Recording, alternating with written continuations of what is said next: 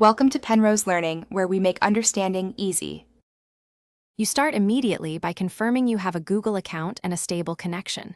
Once done, open Photos. Google, Com and sign in. This is the quickest manual route. If you prefer automatic backup, download Google Drive for desktop now. You'll connect the same account. Make sure you know which local folders contain photos so you can add them in the next step. This avoids duplicates and speeds uploads when you switch from web uploads to syncing. Once the app is installed, sign in and grant permission to access your folders. This is how photos move from laptop to Google Photos. Then choose which folders to back up. Pick main photo folders first and add others later. Select Upload Quality. Original preserves full resolution and uses storage. Storage Saver reduces file size to save quota. Finally, set network and pause limits so large uploads won't interfere with your work, and let the app run until it finishes syncing. You should now verify uploads by visiting Photos.